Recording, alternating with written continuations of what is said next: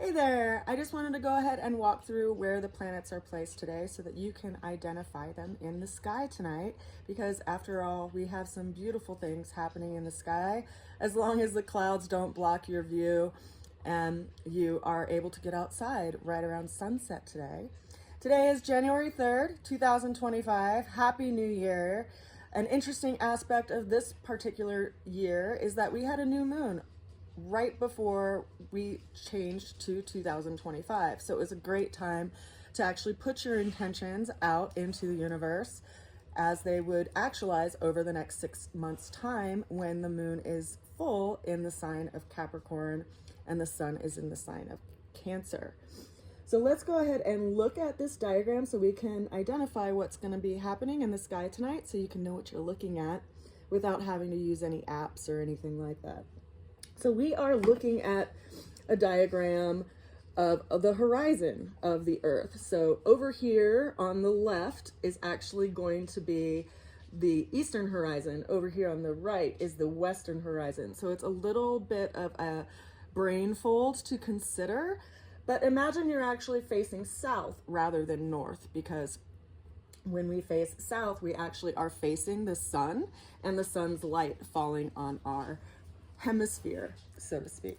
So today, when the sun rose, right before the sun rose, you might have been able to see Mercury in Sagittarius. The sun rose today at 13 degrees of Capricorn. Now we're not going to see any of these planets as the sun transitions through the day because frankly, it's just too bright outside to see any of the planets. But then when the sun sets on the western horizon and you look toward the western horizon, you will actually be able to see a waxing crescent moon. Inside the curvature of the waxing crescent moon, you're going to see the planet of Venus, which is one of the brightest stars in our planetary system.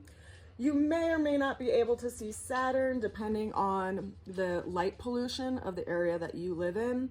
I live in an area where we actually have a dark sky initiative, so we don't allow places to shine bright lights at night so that we can actually see the stars. It's pretty fantastic. But you will be able to see, if you look toward the eastern horizon, the planet of Jupiter will be rising on the eastern horizon. And then just about an hour or two after the sun sets, you'll also be able to see Mars rising on the eastern horizon. And Mars is rather easy to identify because it actually has like a pinkish orange hue to it, which is rather unique for our planets. And then of course, if you stay up late night around midnight, you'll see Mars just to the left of zenith position. Now we are, as you can see, entering into an exact opposition between the planet of Mars and the planet of Pluto. So if you have any planetary placements in the beginning degrees of fixed signs, Taurus, Leo, Scorpio, or Aquarius, you will be feeling this shift, so to speak. So there you go. Those are our planetary placements for the day.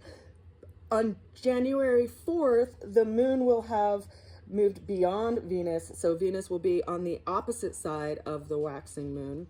So tonight we get to see something that's just kind of pretty to look at if you look up right after the sun sets. So I hope you enjoy the celestial show.